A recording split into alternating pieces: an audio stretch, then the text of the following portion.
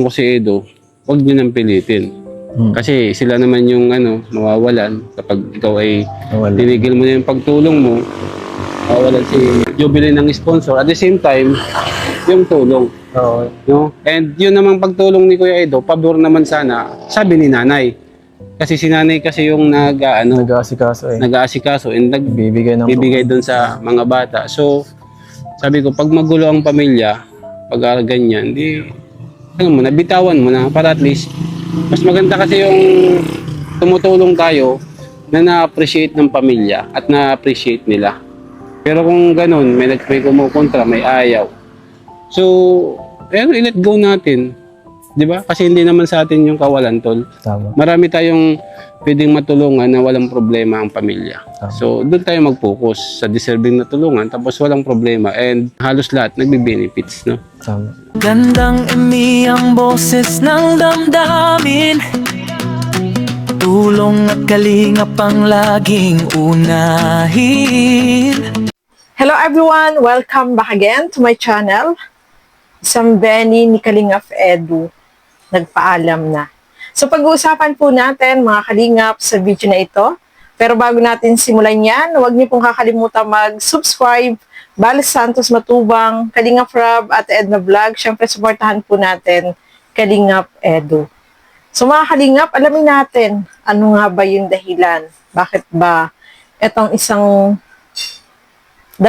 dalawang Benny ni Kalingap Edu ay nagpaalam na. So tara, panoorin po natin ang video na ito. Hindi mo nga Ayun, stop. tayo. Tapos. Ay.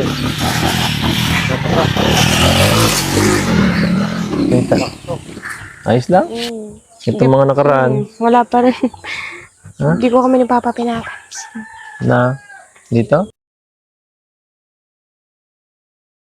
Nung nagpunta po kayo dito, kala ko po last na punta niyo na lang dito. Ayun, live na po ako. So, inassume mo na hindi na ako babalik simula ng huling vlog. Opo. At Ano po. nalungkot ka nung ganun. Nagagalit sa pagpaalis-alis niya? Hindi ko rin po alam. Napaalaman po kami din minsan.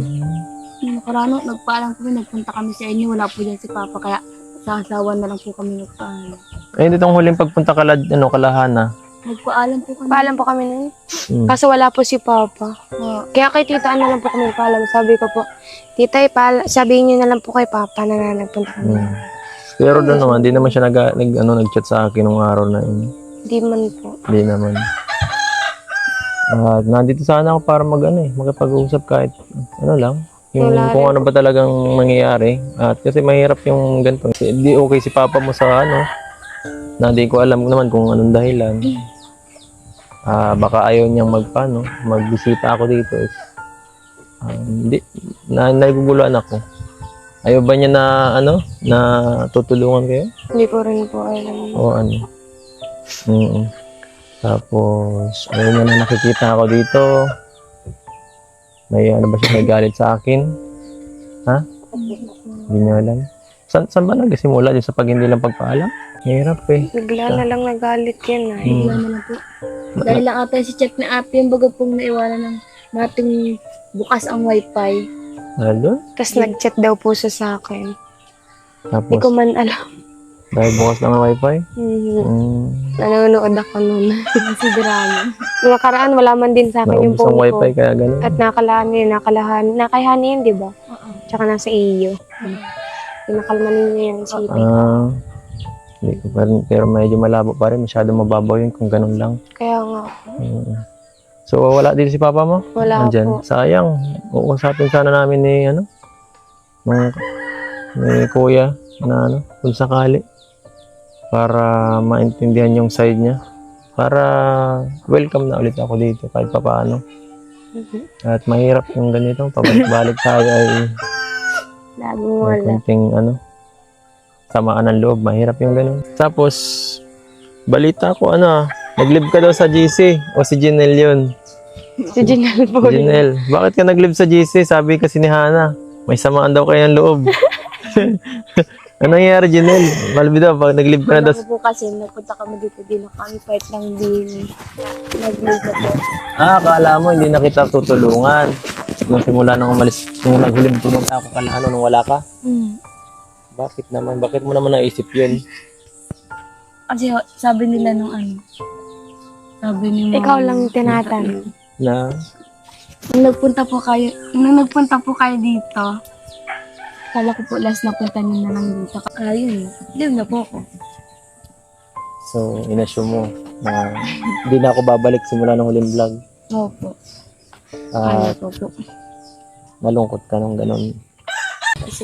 Hindi mo nga si Papa. Tatay, oh. Takto. Ay.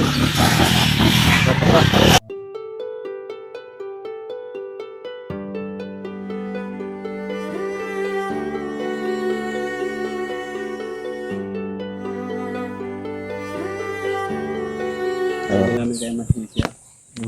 Gusto ko yung kuman. Hirap ng ganitong sitwasyon doon. Wala si Lola eh. Wala yung isang tagapamagitan. Yob, sige.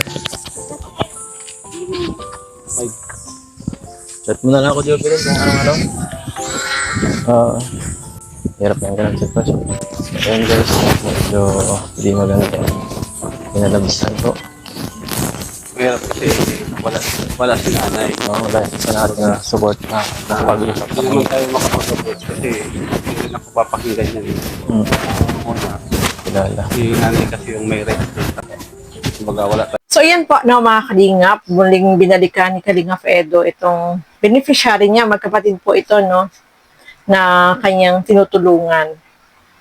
So, noon last vlog is pumunta dyan si Kalingap Edo at yun nga, nagsabi na ayaw na nilang magpa-vlog kasi yung tatay ay ayaw pumayag na i-vlog itong magkapatid. At pinagbantaan pa nga itong si Kalingap Edo, no, mga kalingap. So, ayan po, muling bumalik si Kalingap Edo. Siyempre, gusto niya makausap itong tatay nitong dalawang beneficiary na tinutulungan niya. At sa kasamaang palad ay hindi naging maganda yung kanilang pag-uusap dyan at talagang ayaw nung tatay, no? Tinanong nga ni Kalingap Edo itong dalawa kung ano yung dahilan. Kung ang dahilan ba ay tungkol doon sa pagpunta sa daet o yung hindi nagpapaalam itong anak, yung mga anak sa tatay. Pero nagpapaalam naman po, no, mga kalingap. Para sa akin, baka ayaw na niya na ma-vlog ni Kalingap Edo. Baka mamaya may napanood siya na something na kinaayaw niya. Hindi rin po natin alam, no, mga kalingap. At eto nga, talagang ayaw ng magulang ng tatay na iba-vlog o baka ayaw niya ma-expose itong mga anak niya sa social media, no? So, syempre, si Kalingap Edo, hindi naman po yan nagpipilit. Hindi naman kailangan pilitin kasi sabi nga niya, mahirap nang pilitin. Baka sa bandang huli sila pa yung mapasama. O baka ikaw ipatulpo pa, no? Ipatulpo ka pa, Kalingap Edo. Nako, lagot tayo dyan. So, ayan nga, no? Eto nung hangad lang naman po ni Kalingap Edo ay tumulong. Gusto niyang tulungan itong dalawang magkapatid, especially, sabi nga niya, sa pag-aaral, no? Yung lola ay okay naman.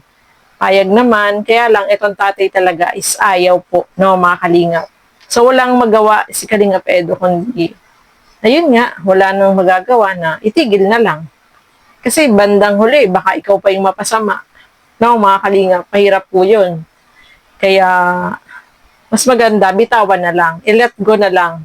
Kasi mas marami pa namang deserve na tulungan na hindi tututol yung magulang or yung mga kamag-anak. Kasi mahirap po yan, no? Especially yung tatay, mamaya, i-demanda si Kalingap Edo kasi pipilitin niyang i-vlog. Mahirap po yung ganon. So, mas maganda, i-let go, hayaan na lang. So, sila din naman po yung mawawalan, no, mga kalingap. Kasi, ang hangad lang naman ni Kalingap Edo ay matulungan sila, pero ayaw nung magulang. So, walang magagawa, no, mga kalingap.